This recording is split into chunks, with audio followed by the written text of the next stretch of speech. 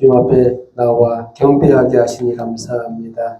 저희를 향하신 주님의 생각과 계획이 저희들 예산교회를 통해서 뜻을 이루시고 주의 높으신 계획과 꿈이 이루어지게 하옵소서. 또한 복이 넘쳐서 참으로 은혜를 부어주셔서 많은 자들이 주님 돌아오고 회개하고 주님 앞에 함께 영광을 주님 앞에 돌릴 수 있도록 주의 은혜 베푸시고 함께하여 주옵소서. 예수님의 이름으로 기도합니다. 서로 보면서 인사하는 시간을 갖도록 하겠습니다. 당신은 자유인입니다. 아멘. 참 자유인인데 자유인입니다 하기가 참 멋쩍죠. 근데 이게 자유를 못 누리면 자유인이 아니에요. 이게 예수님께서 하신 말이거든요. 유대인들조차도 자유롭지 못하다 이렇게 평가를 했잖아요. 어디에서 자유롭지 못한가 했더니 죄를 해결하지 못한 그 자유, 죄가 남아있잖아요. 인간에게는 모두 죄가 남아있기 때문에 이 죄의 속박이 이루어지기 때문에 여기서 해방되지 아니하면 모두 다 자유인이 아니라는 겁니다. 그래서 한마디로 말하면 오늘 본문 말씀은 굉장히 진짜 얘기만 한 거예요. 예수님께서 사실만을 두고 얘기한 거예요. 진짜를 얘기해도 유대인들이 보기에 보이지가 않아요. 예수님의 말은 그냥 거짓말쟁이 정도로 보인다는 거죠.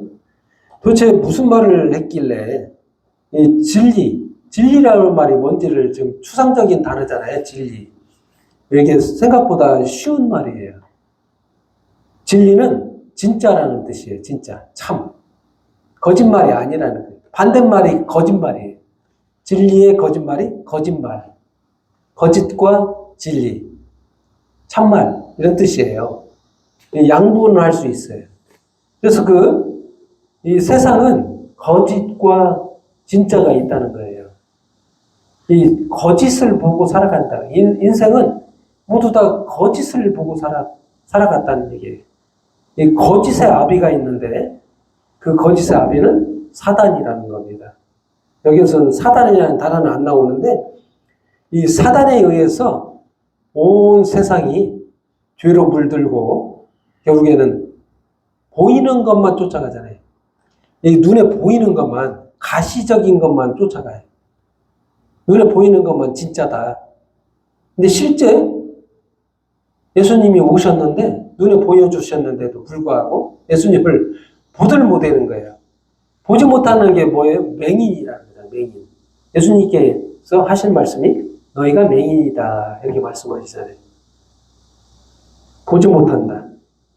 빛이 세상에 왔는데 빛을 보지를 못한다. 근데 본문에 들어가면 우리 인간에게요, 하나님은 선물을 주시려고 하는데 어떤 선물인가? 자유를 주시려고 한다는 거죠. 자유. 본문에 이렇게 말씀하시고 계시죠. 36절 말씀에 이런 말씀이 있습니다. 그러므로 아들이 너희를 자유롭게 하면 너희가 참으로 자유로우리라. 아들이 자유롭게 한다. 첫 번째 주제, 아들이 자유롭게 한다는 그 말이 도대체 무슨 말일까요? 아들만이 자유롭게 할 수 있다는 거예요. 아들만. 하나님 아버지가요, 법을 만들었는데 법은 아들은 안 지켜도 된다는 말이잖아요. 한마디로. 아들은 하나님이에요. 본인 자신이에요. 사실은 따지고 보면 하나님이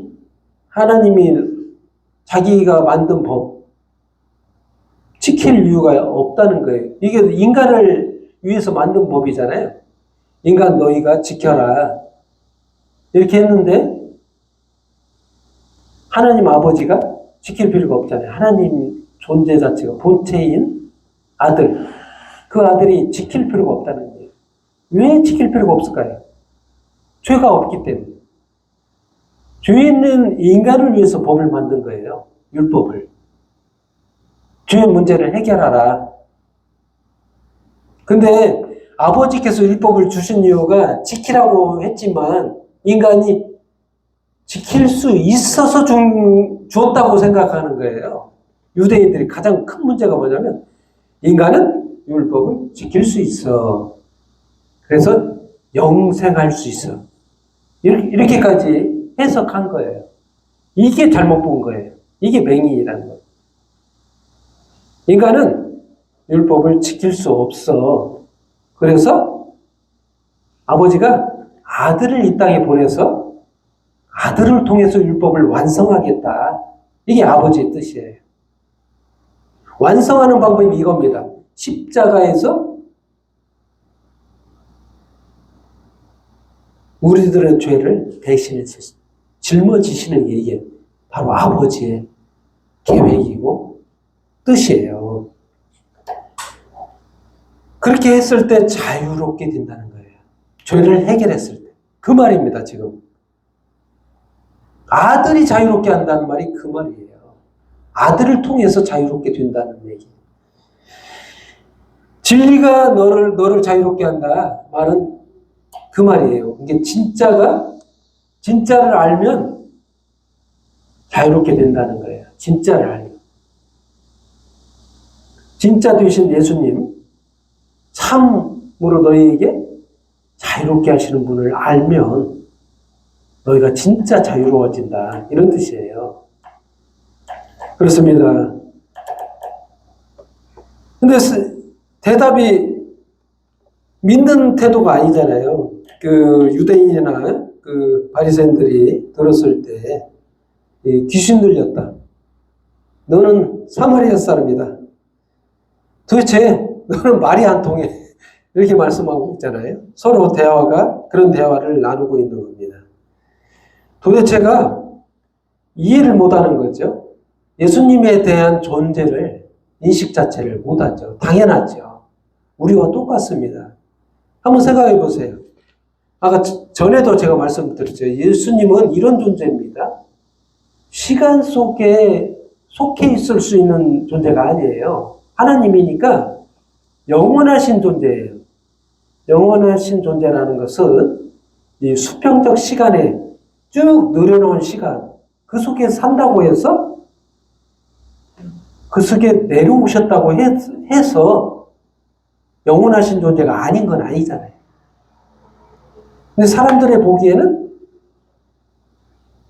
마리아의 몸에서 태어났고 인간이고 너도 똑같이 사람이야.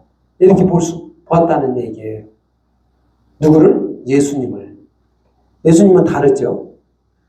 영원하신 하나님이세요. 그래서요, 다른 말로 하시죠. 52절 말씀에 이렇게 두 번째 주제요. 52절 말씀 보시면 이렇게 나와 있죠. 유대인들이 지금 네가 귀신 들린 줄 아노라. 아브라함과 선지자도 죽을거늘 네 말은 사람이 내 말을 지키면 영원히 죽음을 맛보지 아니하리라. 이게 뭔 말인가요?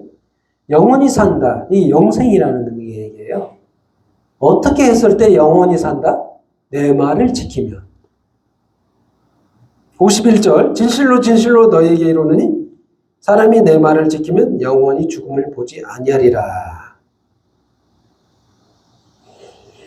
그 얘기예요. 예수님이 하신 말씀이 그 얘기예요. 나는 영원한 존재고 영생을 가지고 있고 이거를 줄 수 있는 자다. 그리고 내가 한 말을 지키면 내가 한 말, 예수님께 하신 말이 뭐예요? 계속해서 제자들에게 하신 말씀이 뭐냐? 이 요한복음을 쭉 읽어보면 예수님이 하신 말씀이 그거예요. 내가 너희를 위해서 죽는다. 그리고 3일 만에 부활해서 너에게 영원한 생명을 주겠다. 그 말씀인 거예요. 그 말을 지키라는 말이에요. 그걸 믿으라는 얘기. 그 말을 지키면 영생을 한마디로 말하면 이거를 뭐라고 하냐면 밥 짓는 거와 똑같다. 예수님은 이 땅에 와서 밥을 짓는 거예요. 밥을 짓는 수고를 해요. 이게 쌀을 비벼서 쌀뜨물을 제거하고 그리고 그걸 솥에 올려서 불을 떼서 옛날 같으면 불 떼서 지금은 전기밥솥에 넣어가지고 이렇게 밥을 짓는 거와 똑같다. 이 수고가 뭐냐? 십자가에서 우리를 위해서 죽어주시는 일이에요. 그래서 우리한테 뭘 주려고 하냐? 밥을 주시려고 하는 거라는 거예요. 이 밥이 뭐냐? 영생인 거예요. 최종적으로. 그리고 우리는 어떤 태도로 예수님을 바라보냐? 우리는 닮아가야지.